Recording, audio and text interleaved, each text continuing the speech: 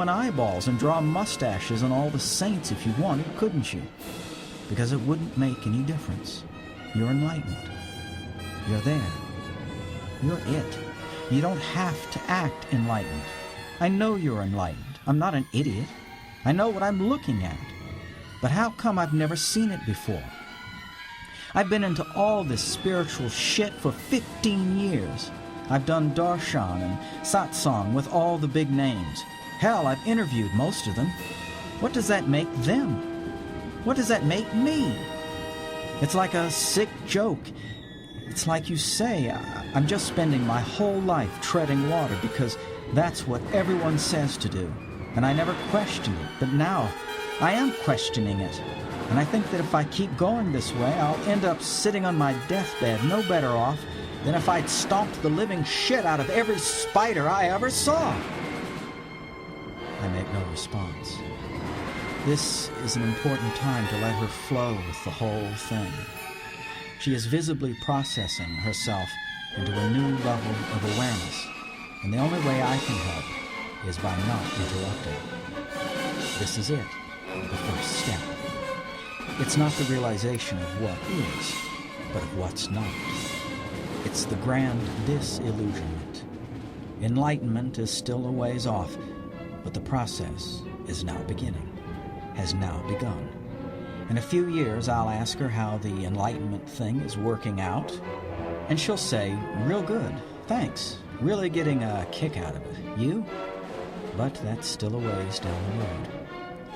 Enlightened doesn't even seem like the real word. I look at you and it's like you're real, fully realized. I don't know. You're not. I don't know. You're awake, and I've never seen an awake person before. And what are those other guys? It's not even similar. They're just like bliss bunnies and love drunks getting high on the divine or kundalini energy or on doing the guru thing. They're all about consciousness. But it's not really a consciousness thing, is it? Hell, I've experienced unity consciousness, and it was totally mind-blowing and all that, and I guess I always thought that that was the destination of the spiritual path, but it's like when someone called religion the opiate of the masses. That's all this spiritual stuff is, but it's like a higher dosage or something. It's like a vast conspiracy, all designed to keep people where they are by convincing them that they're going somewhere when they're just sitting there, like you say, floating, treading water, pretending. And no one knows it's a conspiracy, do they? I mean, I'm a New Age journalist. I've been going along with it all my adult life, and I never knew. I never intended to defraud anyone. I thought I was running separate from the herd. What a joke. I've been right alongside of it every minute. I'm amused that she calls the entire dualistic universe, Maya's palace of delusion, a vast conspiracy. Can I just say something for the record? I ask. Sure, she says. I don't eat human eyeballs or shoot Disney characters. I'm a nice guy. I'd hate to see that in print. She laughs a bit hysterically.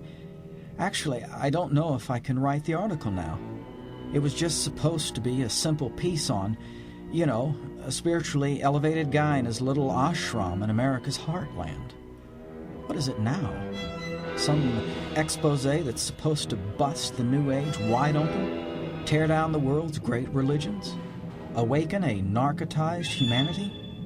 No way. That's the end of that. But now I don't even want to be a writer anymore. Not in the way I have been. I don't know what I want to be. The whole spirituality thing is just like the most pointless merry-go-round. God, I can't stop thinking about this. My mind has been trying to get a handle on all this since I saw you on Saturday. I'm only really beginning to understand it all myself. And I can't believe anyone can even think about anything else. I keep thinking, this is it. This is the only game in town. The only dance there is. What else could possibly matter? I look at other people going about their normal lives, and I want to scream, to shake them and wake them up. How can anyone watch a movie or go to work or eat a sandwich with this huge freaking thing staring them right in the face? I mean, am I going insane? I know I'm not, but am I? Is this normal? Really? You can tell me. Am I being like the most total whack job? She has stopped pacing and is glaring at me. Me now? I ask. Yes, she says, laughing edgily. First, you're the only one who ever thought there would be an article. I don't understand why Sunaya does anything she does, but I know that she doesn't send me off to meet journalists so they can write about me. Second, no, it's not normal.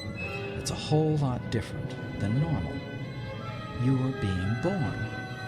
What you're doing now is the start of a much larger process. I can advise you to whatever degree you wish, but here's the key to minimizing the pain. Don't resist. It's like you're going to stop treading water and sink away from the group and let yourself drown. You will resist, of course. It's natural. But try to let things take their course and trust in something higher. God, Krishna, Elvis, whatever. I went through the exact same thing, and I've seen others in the same place. It's not unusual, and you probably won't go nuts. That's the good news. Oh, damn. I hate the sound of that. That was the good news? What the hell's the bad news? It's not bad, really, but it's definitely transformative.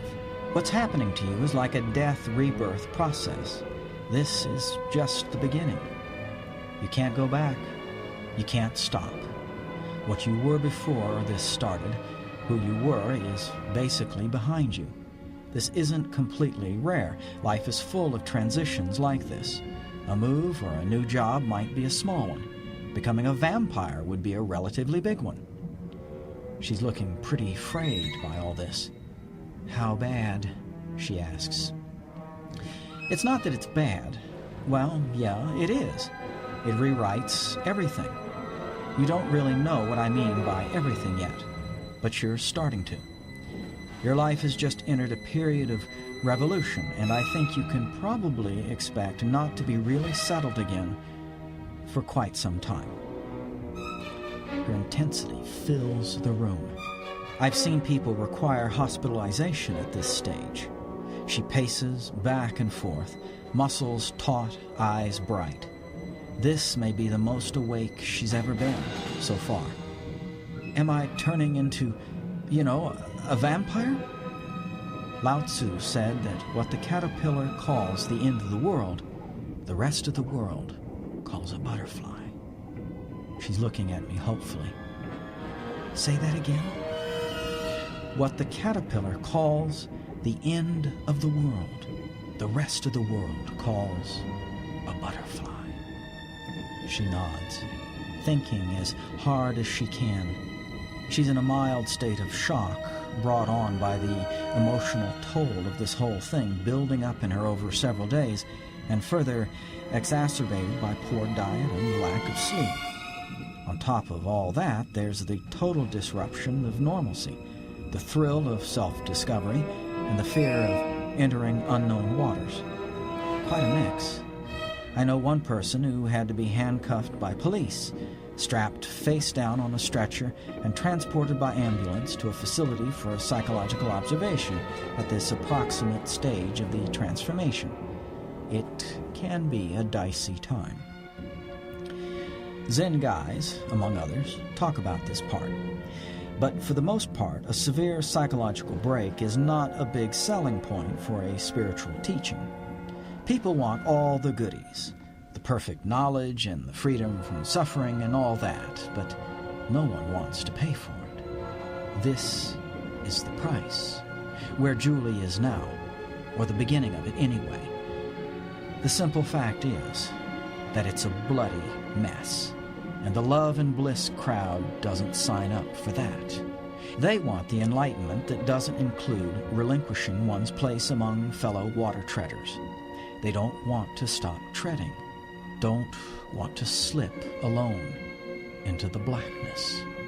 They want the other enlightenment, the one where they can stay with the group and keep their carefully constructed personalities and just be happy.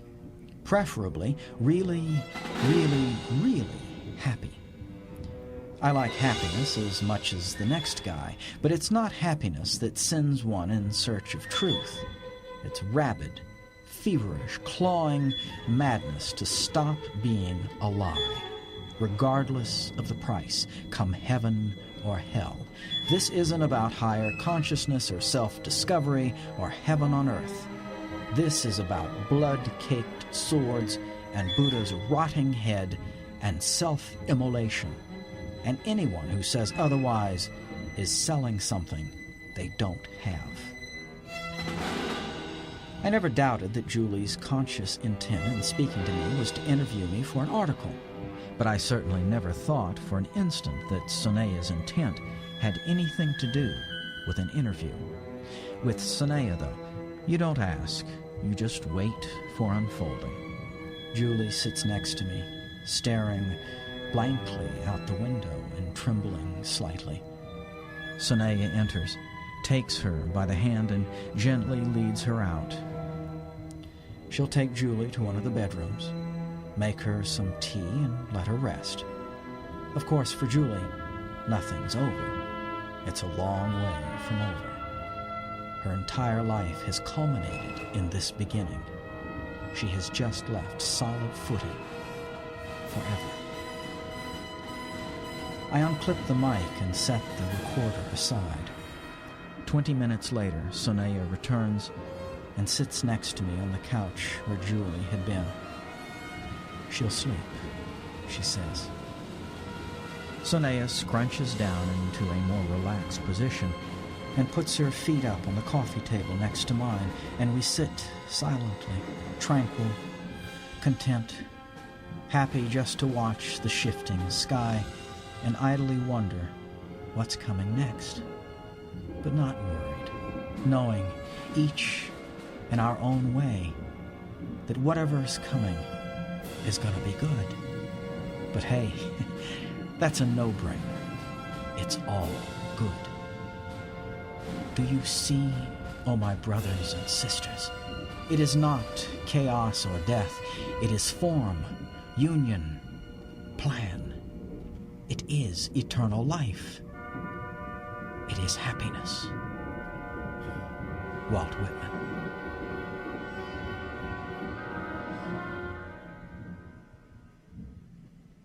Chapter 37. Why not? Spiritual enlightenment sits next to an empty milk carton on an orange lunch tray in a grade school cafeteria. It's lying in the grass in a ditch beside a rusting hubcap. It's on the button holding closed the left cuff of a somewhat important man's shirt. Enlightenment can be found next to the elevator on the 4th level of an airport parking garage. You can ask your dog for it, but he may not give it to you. Look for it next to the pin in the pocket of the checkout girl's red vest, but only on Wednesdays. Enlightenment is in the trunk, behind the jack. You can hear it in the squeak of a hinge at the local library. It's in the breeze blowing unheard through an unseen tree. It's in the space after the exhale and before the inhale. You can find enlightenment in church, in that scratch on the back of the pew in front of you. You can find it in the desert, just before the wind picks up again. Enlightenment is nothing. Delusion is the greatest wonder. Enlightenment was in your coffee cup before you poured in the coffee.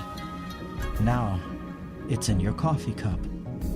2.2 billion years before your coffee cup was created, enlightenment was in your coffee cup. An hour and 15 minutes after time swallows the universe, enlightenment will be in your coffee cup. You've always known where it is. because it's exactly